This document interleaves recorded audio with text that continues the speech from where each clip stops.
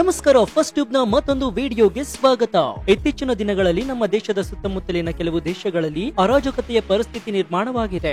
ನಾವು ಗಮನಿಸ್ತಾ ಇದ್ದಂತೆ ಮೊದಲು ಶ್ರೀಲಂಕಾದಲ್ಲಿ ಆರ್ಥಿಕ ದಿವಾಳಿತನದ ಪರಿಸ್ಥಿತಿ ಉಂಟಾಗಿ ಜನರು ದಂಗೆ ಎದ್ದು ತೀವ್ರ ಹಿಂಸಾಚಾರ ನಡೆದು ಸರ್ಕಾರ ಪತನವಾಯಿತು. ನಂತರ ಬಾಂಗ್ಲಾದೇಶದಲ್ಲಿ ಸಹ ಅದೇ ರೀತಿಯ ಪ್ರತಿಭಟನೆಗಳು, ಹಿಂಸಾಚಾರ ಘಟನೆಗಳು ನಡೆದು ಸರ್ಕಾರ ಕುಸಿದು ಹೊಸ ಸರ್ಕಾರ ರಚನೆಯಾಯಿತು. ಈಗ ನಮ್ಮ ಪಕ್ಕದ ನೇಪಾಳದಲ್ಲಿ ಸಹ ಇದೇ ರೀತಿಯ ಉದ್ವಿಗ್ನ ಪರಿಸ್ಥಿತಿ ನಿರ್ಮಾಣವಾಗಿದೆ. ನೇಪಾಳದಲ್ಲಿ ಕ್ಷಣ ಕ್ಷಣಕ್ಕೂ ಹಿಂಸಾಚಾರ ಭುಗಿಲೇಳ್ತಾ ಇದೆ. ಪ್ರತಿಭಟನೆಗಳು ತೀವ್ರಗೊಳ್ತಾ ಇವೆ. ಸರ್ಕಾರದ ವಿರುದ್ಧ ಆಕ್ರೋಶ ಹೆಚ್ಚಾಗ್ತಾ ಇದೆ. ಇದೆಲ್ಲದಕ್ಕೂ ಮೂಲ ಕಾರಣ ಏನ್ ಗೊತ್ತಾ? ನೇಪಾಳ ಸರ್ಕಾರ ತೆಗೆದುಕೊಂಡ ಆ ನಿರ್ಧಾರ, ಆ ಒಂದು ಮಹತ್ವದ ನಿರ್ಧಾರ ಇಡೀ ನೇಪಾಳ ಜನರನ್ನ ರೊಚ್ಚಿಗೇಳಿಸಿದೆ. ಆ ನಿರ್ಧಾರ ಬೇರ್ಯಾವುದೂ ಅಲ್ಲ, ಸೋಷಿಯಲ್ ಮೀಡಿಯಾ ಬ್ಯಾನ್. ಹೌದು, ಜಗತ್ತು ಈಗ ಸೋಷಿಯಲ್ ಮೀಡಿಯಾ ಹಿಂದೆ ಬಿದ್ದಿದೆ. ಎಐ ಜಮಾನ ಶುರುವಾಗಿದ್ದು ಕಾಂಪಿಟೇಷನ್ ಹೆಚ್ಚಾಗಿದೆ. ಹೀಗಿರುವಾಗ ನೇಪಾಳ ಸರ್ಕಾರ ಸೋಷಿಯಲ್ ಮೀಡಿಯಾವನ್ನೇ ಬ್ಯಾನ್ ಮಾಡಿದೆ. ಇಂತಹ ನಿರ್ಧಾರ ಇಡೀ ನೇಪಾಳ ಜನರ ನಿದ್ದೆಗೆಡಿಸಿದೆ. ಯಾಕಂದ್ರೆ ವಾಟ್ಸ್ಆಪ್, ಫೇಸ್ಬುಕ್, ಇನ್ಸ್ಟಾ, ಟ್ವಿಟರ್ ಸೇರಿದಂತೆ 24ಕ್ಕೂ ಹೆಚ್ಚು ಸೋಷಿಯಲ್ ಮೀಡಿಯಾವನ್ನ ನೇಪಾಳ ಸರ್ಕಾರ ಬ್ಯಾನ್ ಮಾಡಿದೆ. ಇದರಿಂದ ನೇಪಾಳದಲ್ಲಿ ದೊಡ್ಡ ಮಟ್ಟದ ಆಕ್ರೋಶಕ್ಕೆ ಕಾರಣವಾಗಿದೆ. ಹಾಗಾದ್ರೆ ನೇಪಾಳ ಸರ್ಕಾರ ಇಂತಹದೊಂದು ನಿರ್ಧಾರವನ್ನ ಕೈಗೊಂಡಿದ್ಯಾಕೆ? ಕಣ್ಣಲ್ಲಿ ಗುಂಡು ಹಾರಿಸಿ ಅಂತ ಆರ್ಡರ್ ಮಾಡಿರೋದ್ಯಾಕೆ? ನೇಪಾಳ ಸರ್ಕಾರದ ವಿರುದ್ಧ ಮಾತನಾಡಬಾರದು, ಕರ್ಮಕಾಂಡಗಳನ್ನ ಬಯಲಿಗೆ ಎಳೆಯಬಾರದು ಅಂತ ಇಂತಹದೊಂದು ನಿರ್ಧಾರ ಕೈಗೊಂಡಿದ್ಯಾ? ಟಿವಿ ಮಾಧ್ಯಮಗಳು ಮಾಡದ ಕೆಲಸವನ್ನ ಸೋಷಿಯಲ್ ಮೀಡಿಯಾಗಳು ಮಾಡಿದ್ದಕ್ಕೆ ನೇಪಾಳ ಸರ್ಕಾರ ಕೋಪಗೊಂಡಿದ್ಯಾ? ಸೋಷಿಯಲ್ ಮೀಡಿಯಾವನ್ನೇ ನಂಬಿಕೊಂಡು ಅದರಲ್ಲೇ ಕೆಲಸ ಕಂಡುಕೊಂಡಿರುವಂತಹ ಯುವ ಪೀಳಿಗೆಯ ಮುಂದಿನ ಗತಿ ಏನು? ಈ ಎಲ್ಲಾ ಮಾಹಿತಿಯನ್ನ ಇವತ್ತಿನ ಈ ವಿಡಿಯೋದಲ್ಲಿ ನೋಡೋಣ. ಆದ್ರೆ ಅದಕ್ಕೂ ಮುನ್ನ ನೇಪಾಳ ಸರ್ಕಾರ ಈ ನಿರ್ಧಾರದ ಬಗ್ಗೆ ನಿಮ್ಮ ಅನಿಸಿಕೆ ಏನು ಅಂತ ಕಮೆಂಟ್ ಮಾಡಿ, ಹಾಗೂ ವಿಡಿಯೋಗೆ ಲೈಕ್ ಕೊಡಿ. ಜೊತೆಗೆ ಭಾರತದಲ್ಲೂ ಸೋಷಿಯಲ್ ಮೀಡಿಯಾ ಬ್ಯಾನ್ ಆಗ್ಬೇಕಾ ಬೇಡವಾ, ಇದ್ರ ಬಗ್ಗೆ ನಿಮ್ಗೆ ಏನ್ ಅನ್ಸುತ್ತೆ ಅಂತಲೂ ಕಮೆಂಟ್ ಮಾಡಿ. ಈಗಂತೂ ಸೋಷಿಯಲ್ ಮೀಡಿಯಾದೇ ಕಾಲ. ಈಗಿನ ಕಾಲದಲ್ಲಿ ಜನರಿಗೆ ಸಾಮಾಜಿಕ ಮಾಧ್ಯಮಗಳು ಇಲ್ಲ ಅಂತಂದ್ರೆ ಯಾವುದೇ ಕೆಲಸ ನಡೆಯೋದಿಲ್ಲ ಎಂಬ ಮನಸ್ಥಿತಿ ಇದೆ. ಕೆಲ ಹೊತ್ತು ನೆಟ್ವರ್ಕ್ ಸಿಗದಿದ್ರೆ ಸಾಕು, ಅದು ಏನನ್ನು ಕಳೆದುಕೊಂಡ ರೀತಿ ಆಗುತ್ತೆ.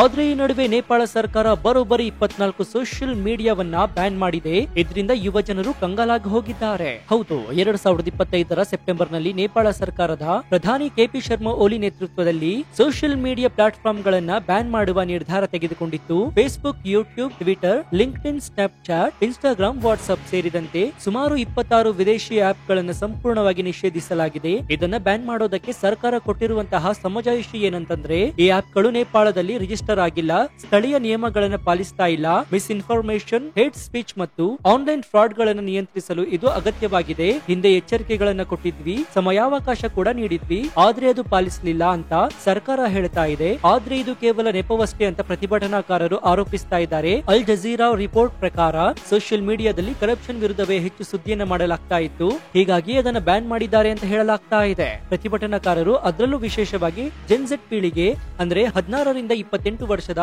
ಯುವಕ ಯುವತಿಯರಿಗೆ ಸೋಷಿಯಲ್ ಮೀಡಿಯಾ ಒಂದು ವೇದಿಕೆಯಾಗಿತ್ತು. ಮಾಧ್ಯಮಗಳು ಸರ್ಕಾರದ ಪ್ರಭಾವದ ಅಡಿಯಲ್ಲಿ ಇರುವಾಗ ಸೋಷಿಯಲ್ ಮೀಡಿಯಾ ಮೂಲಕ ಭ್ರಷ್ಟಾಚಾರ ಹಗರಣಗಳನ್ನ ಬಯಲಿಗೆ ತರ್ತಾ ಇದ್ವು. ಉದಾಹರಣೆಗೆ 2025 ನಡೆದ ಲ್ಯಾಂಡ್ ಕಮಿಷನ್ ಸ್ಕ್ಯಾಂಡಲ್, ಅದರಲ್ಲಿ ಮಿನಿಸ್ಟರ್ ರಾಜಕುಮಾರ್ ಗುಪ್ತಾ ರಾಜೀನಾಮೆ ನೀಡಬೇಕಾಯಿತು. ಮತ್ತೊಂದು ಲ್ಯಾಂಡ್ ಸ್ಕ್ಯಾಂಡಲ್ ನಲ್ಲಿ ಮಾಜಿ ಪಿಎಂ ಮಾಧವ್ ಕುಮಾರ್ ಗೆ ಸಂಬಂಧಿಸಿತ್ತು. ಟೆಲಿಕಾಂ ಕರಪ್ಷನ್ ನಲ್ಲಿ 18 ಅಧಿಕಾರಿಗಳು ಭಾಗಿಯಾಗಿದ್ರು. Visa extraction scandal, airport corruption, ಇವೆಲ್ಲವನ್ನ ಸೋಷಿಯಲ್ ಮೀಡಿಯಾದಲ್ಲಿ ಚರ್ಚಿಸಲಾಗ್ತಾ ಇತ್ತು. ಈ ಬಗ್ಗೆ ಭಾರಿ ಪ್ರಮಾಣದಲ್ಲಿ ಸುದ್ದಿಯನ್ನ ಮಾಡಲಾಗ್ತಾ ಇತ್ತು. ಇದ್ದಿದ್ದನ್ನ ಇದ್ದಿದ್ದಂಗೆ ಹೇಳ್ತಾ ಇದ್ದಂತಹ ಕಾರಣಕ್ಕಾಗಿ ಸರ್ಕಾರಕ್ಕೆ ತೀವ್ರ ಇಕ್ಕಟ್ಟು ಉಂಟಾಗಿತ್ತು. ಟಿವಿ ಮಾಧ್ಯಮಗಳ ಮೇಲೆ ಸರ್ಕಾರದ ಪ್ರಭಾವ ಬಿದ್ದಿದ್ದ ಕಾರಣ ಅಲ್ಲಿ ಯಾವುದೇ ರೀತಿಯ ಸುದ್ದಿಗಳು ಬರ್ತಾ ಇರಲಿಲ್ಲ. ಹೀಗಾಗಿ ಸೋಷಿಯಲ್ ಮೀಡಿಯಾ ಪ್ಲಾಟ್ಫಾರ್ಮ್ ಅನ್ನ ಬಳಸಿಕೊಂಡು ಯುವ ಜನತೆಯು ಸರ್ಕಾರದ ಭ್ರಷ್ಟಾಚಾರವನ್ನ ಬಯಲಿಗೆಳಿತಾ ಇತ್ತು. ಇದರಿಂದ ಸರ್ಕಾರಕ್ಕೆ ತೀವ್ರ ಮುಜುಗರ ಉಂಟಾಗ್ತಾ ಇತ್ತು. ಹೀಗಾಗಿ ನೇಪಾಳ ಸರ್ಕಾರ ಸೋಷಿಯಲ್ ಮೀಡಿಯಾವನ್ನೇ ಬ್ಯಾನ್ ಮಾಡ್ಬಿಟ್ರೆ ನಮ್ಮ ಸುದ್ದಿ ಹೊರಗೆ ಬರೋದಿಲ್ಲ ಅಂತ ಇಂತಹದ್ದೊಂದು ನಿರ್ಧಾರವನ್ನ ತೆಗೆದುಕೊಂಡಿದೆ ಅಂತ ಹೇಳಲಾಗ್ತಾ ಇದೆ. ಎನ್ಒಬಿಬಿಸಿ ರಿಪೋರ್ಟ್ ಪ್ರಕಾರ ಕನಿಷ್ಠ 19 ಮಂದಿ ಸತ್ತಿದ್ದಾರೆ ಮತ್ತು ಡಜನ್ ಗಟ್ಟಲೆ ಗಾಯಗೊಂಡಿದ್ದಾರೆ ಈ ಪ್ರತಿಭಟನೆಯಿಂದ ಅಂತ ಹೇಳ್ತಾ ಇದೆ.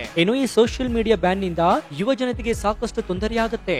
ಯಾಕಂದ್ರೆ ಸೋಷಿಯಲ್ ಮೀಡಿಯಾದಿಂದ ಉದ್ಯೋಗ ಸೃಷ್ಟಿಯಾಗಿತ್ತು. ನೇಪಾಳದಲ್ಲಿ ಸುಮಾರು 1 ಲಕ್ಷ ಮಂದಿ ಕಂಟೆಂಟ್ ಕ್ರಿಯೇಟರ್ ಗಳು, ಇನ್ಫ್ಲೂಯೆನ್ಸರ್ ಗಳು, ಡಿಜಿಟಲ್ ಮಾರ್ಕೆಟ್ ಗಳು ಮತ್ತು ಹಲವಾರು ರೀತಿಯಲ್ಲಿ ಯುವ ಜನತೆ ಸೋಷಿಯಲ್ ಮೀಡಿಯಾ ಮೇಲೆ ಅವಲಂಬಿತರಾಗಿದ್ರು. ವಾರ್ಷಿಕವಾಗಿ 300 ಮಿಲಿಯನ್ ಡಿಜಿಟಲ್ ರೆವಿನ್ಯೂ ಇದರಿಂದ ಬರ್ತಾ ಇತ್ತು. ಸರ್ಕಾರಕ್ಕೆ ಉದ್ಯೋಗ ಸೃಷ್ಟಿಸಲು ಸಾಧ್ಯವಾಗಿರಲಿಲ್ಲ. ಹೀಗಾಗಿ ಅದೆಷ್ಟು ಮಂದಿ ಸೋಷಿಯಲ್ ಮೀಡಿಯಾ ಬೆನ್ನತ್ತಿದ್ರು. ಅದರಲ್ಲಿ ಕಂಟೆಂಟ್ ಕ್ರಿಯೇಟ್ ಮಾಡೋ ಮೂಲಕ ಬರುವಂತಹ ಹಣವನ್ನ ಪಡೆದುಕೊಳ್ತಾ ಇದ್ರು. ಇದರಿಂದಲೇ ಜೀವನವನ್ನ ಸಾಗಿಸ್ತಾ ಇದ್ರು.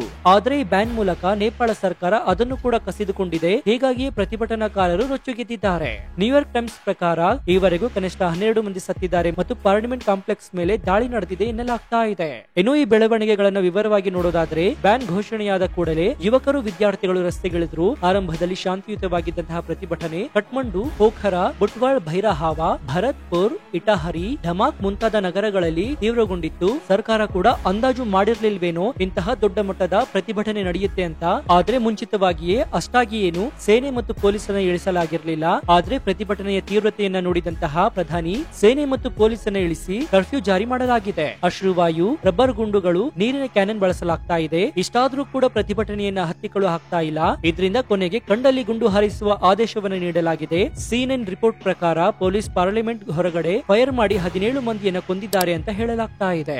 ಇನ್ನು ಇದರ ಪರಿಣಾಮ ಭೀಕರವಾಗಿದ್ದು ಸದ್ಯಕ್ಕೆ 19 ಮಂದಿ ಸಾವನ್ನಪ್ಪಿದ್ದು 347 ಮಂದಿಗೆ ಗಾಯಗಳಾಗಿವೆ. ರಸ್ತೆಯಲ್ಲಿ ರಕ್ತ ಹರಿತಾ ಇದೆ. ಪ್ರತಿಭಟನಾಕಾರರು ಹಿಂಜರಿಯದೆ ಮುಂದುವರಿತಾ ಇದ್ದಾರೆ. ಸಂಸತ್ ಭವನಕ್ಕೆ ನುಗ್ಗಿ ಗೇಟ್ ಗಳಿಗೆ ಬೆಂಕಿ ಹಚ್ಚಿದ್ದಾರೆ. ಪೀಠೋಪಕರಣಗಳನ್ನು ಧ್ವಂಸ ಮಾಡಿದ್ದಾರೆ. ಬಾವುಟಗಳನ್ನ ಕಿತ್ತು ಎಸೆದಿದ್ದಾರೆ. ಮಾಧ್ಯಮಗಳಿಗೂ ನಿರ್ಬಂಧ ಹೇರಲಾಗಿದೆ. ವರದಿ ಮಾಡದಂತೆ ಆದೇಶವನ್ನು ನೀಡಲಾಗಿದೆ. ಇನ್ನು ನೇಪಾಳದ ಕಥೆ ಈಗಾದ್ರೆ ಇದಕ್ಕೂ ಮುನ್ನ ಶ್ರೀಲಂಕಾ ಮತ್ತು ಬಾಂಗ್ಲಾದೇಶದಲ್ಲೂ ಕೂಡ ಇದೇ ರೀತಿಯಾದಂತಹ ಪ್ರತಿಭಟನೆ ನಡೆದು ಸರ್ಕಾರವೇ ಉರುಳಿ ಬಿದ್ದಿತ್ತು. ಶ್ರೀಲಂಕಾದಲ್ಲಿ ಆರ್ಥಿಕ ಸಂಕಷ್ಟದಿಂದ ಆರಂಭವಾಗಿ ಸರ್ಕಾರ ಪತನವಾಯಿತು. ಬಾಂಗ್ಲಾದೇಶದಲ್ಲಿ ಶೇಖ್ ಹಸೀನಾ ಸರ್ಕಾರದ ವಿರುದ್ಧ ಪ್ರತಿಭಟನೆಗಳು ತೀವ್ರಗೊಂಡು ಅಧಿಕಾರ ಕಳೆದುಕೊಂಡ್ರು. ನೇಪಾಳದಲ್ಲಿ ಸಹ ಇದೇ ರೀತಿ ನಡೀಬಹುದು. ಕರಪ್ಷನ್, ಉದ್ಯೋಗ ಕೊರತೆ, ಆರ್ಥಿಕ ಅಸಮಾನತೆ ಮುಖ್ಯ ಕಾರಣ ಅಂತ ಹೇಳಲಾಗ್ತಾ ಇದೆ. ಎಕ್ಸ್ಪೋಸ್ಟ್ ಗಳ ಪ್ರಕಾರ ಪ್ರೊಟೆಸ್ಟ್ ಕರಪ್ಷನ್ ವಿರುದ್ಧವೇ ಸೋಷಿಯಲ್ ಮೀಡಿಯಾ ಬ್ಯಾನ್ ಕೇವಲ ಟ್ರಿಗರ್ ಅಂತ ಹೇಳಲಾಗ್ತಾ ಇದೆ. ಇನ್ನು ಇದರಲ್ಲಿ ಚೈನಾ ಮತ್ತು ಭಾರತದ ಪ್ರಭಾವವೂ ಇದೆ. ನೇಪಾಳದಲ್ಲಿ ಚೈನಾ ಹೆಚ್ಚು ಹೂಡಿಕೆ ಮಾಡಿದೆ ಮತ್ತು ಕಮ್ಯುನಿಸ್ಟ್ ಪಕ್ಷಗಳು ಚೈನಾ ಸ್ನೇಹಿತರು. ಆದರೆ ಭಾರತದೊಂದಿಗೆ ಸಾಂಪ್ರದಾಯಿಕ ಸಂಬಂಧಗಳಿವೆ. ಪ್ರತಿಭಟನೆಗಳು ಮೊನಾರ್ಕಿ ರೆಸ್ಟೋರೇಷನ್ ಗಳಿಗೂ ಸಂಬಂಧಪಟ್ಟಿವೆ. ಹಿಂದಿನ ಪ್ರೊಟೆಸ್ಟ್ ನಂತೆ ಸೆಮ್ಯಾಂಟಿಕ್ ಸರ್ಚ್ ಪ್ರಕಾರ 2025 ಮಾರ್ಚ್ ನಲ್ಲಿ ಮೊನಾರ್ಕಿ ಡಿಮ್ಯಾಂಡ್ ಗಳೊಂದಿಗೆ ಪ್ರೊಟೆಸ್ಟ್ ನಡೆದಿವೆ. ಇನ್ನು ಇಂಟರ್ನ್ಯಾಷನಲ್ ರಿಯಾಕ್ಷನ್ ಏನಂತ ನೋಡೋದಾದ್ರೆ US Amnesty international, human rights watch ಇದನ್ನ ಖಂಡಿಸಿದೆ. ಈ ಬ್ಯಾನ್ ಫ್ರೀಡಮ್ ಆಫ್ ಸ್ಪೀಚ್ ಗೆ ಧಕ್ಕೆ ಅಂತ ಹೇಳಲಾಗ್ತಾ ಇದೆ. ಇಂಡಿಯಾ ನೇಪಾಳ ಬಾರ್ಡರ್ ಅಲರ್ಟ್ ಆಗಿದೆ. ಹಿಂದೂಸ್ತಾನ್ ಟೈಮ್ಸ್ ಪ್ರಕಾರ 18 ಮಂದಿ ಸತ್ತಿದ್ದಾರೆ ಮತ್ತು ಬಾರ್ಡರ್ ನಲ್ಲಿ ಅಲರ್ಟ್ ಆಗಿದ್ದಾರೆ. ಇನ್ನು ನೇಪಾಳದಲ್ಲಿ ಕ್ಷಣ ಕ್ಷಣಕ್ಕೂ ಪರಿಸ್ಥಿತಿ ಬಿಗಡಾಯಿಸ್ತಾ ಇದೆ. ಯಾವಾಗ ಬೇಕಾದ್ರೂ ಸರ್ಕಾರ ಪತನವಾಗಬಹುದು. ಪ್ರತಿಭಟನಾಕಾರರು ಈ ಸರ್ಕಾರದ ಅಗತ್ಯವಿಲ್ಲ, ನಾವು ಮೌನವಾಗಿ ಕುಳಿತುಕೊಳ್ಳೋದಿಲ್ಲ, ಹೋರಾಟ ತೀವ್ರಗೊಳಿಸುತ್ತೇವೆ. ಇದು ಜೆನ್ ಝೆಡ್ ಯ ಶಕ್ತಿಯನ್ನ ತೋರಿಸ್ತಾ ಇದೆ. ಡಿಜಿಟಲ್ ಯುಗದಲ್ಲಿ ಸೋಷಿಯಲ್ ಮೀಡಿಯಾ ಹೇಗೆ ಬದಲಾವಣೆ ಸಾಧನವಾಗಿದೆ ಎಂದು ತಿಳಿಸ್ತಾ ಇದೆ. ಒಟ್ಟಾರೆಯಾಗಿ ಸೋಷಿಯಲ್ ಮೀಡಿಯಾ ಬ್ಯಾನ್ ನಿಂದ ಇದೀಗ ನೇಪಾಳದಲ್ಲಿ ದೊಡ್ಡ ಮಟ್ಟದಲ್ಲಿ ಪ್ರತಿಭಟನೆ ನಡೀತಾ ಇದ್ದು ಯಾವ ಕ್ಷಣದಲ್ಲಿ ಬೇಕಾದ್ರೂ ಸರ್ಕಾರ ಪತನವಾಗಬಹುದು. ಇದಷ್ಟೇ ಅಲ್ಲದೆ ದೇಶ ಹರಾಜಕತೆ ಆಗಬಹುದು ಅಂತ ಹೇಳಲಾಗ್ತಾ ಇದೆ. ಈ ಬಗ್ಗೆ ನಿಮ್ಮ ಅನಿಸಿಕೆ ಏನು ಅಂತ ಕಮೆಂಟ್ ಮಾಡಿ ಹಾಗೂ ಈ ವಿಡಿಯೋಗೆ ಲೈಕ್ ಕೊಡಿ. ಜೊತೆಗೆ ನಮ್ಮ ಚಾನೆಲ್ ನಲ್ಲಿ ಇಂತಹ ಅನೇಕ ಕುತೂಹಲಕಾರಿ ವಿಡಿಯೋಗಳು ಇವೆ, ಅವುಗಳನ್ನು ನೋಡಿ ಪ್ರೋತ್ಸಾಹಿಸಿ. ಇದಷ್ಟೇ ಅಲ್ಲದೆ ನೀವಿನ್ನೂ ನಮ್ಮ ಚಾನೆಲ್ ಅನ್ನ ಸಬ್ಸ್ಕ್ರೈಬ್ ಆಗಿಲ್ಲ ಅಂದ್ರೆ ಈ ಕೂಡಲೇ ಸಬ್ಸ್ಕ್ರೈಬ್ ಆಗಿ ಹಾಗೂ ಪಕ್ಕದಲ್ಲಿರುವಂತಹ ಬೆಲ್ ಐಕಾನ್ ಅನ್ನ ಪ್ರೆಸ್ ಮಾಡಿ. ಇದಾಗಿತ್ತು ಈ ಕ್ಷಣದ ವಿಶೇಷ. ನೋಡ್ತಾ ಇರಿ ಫಸ್ಟ್ ಟ್ಯೂಬ್ ಕನ್ನಡ. ಧನ್ಯವಾದ.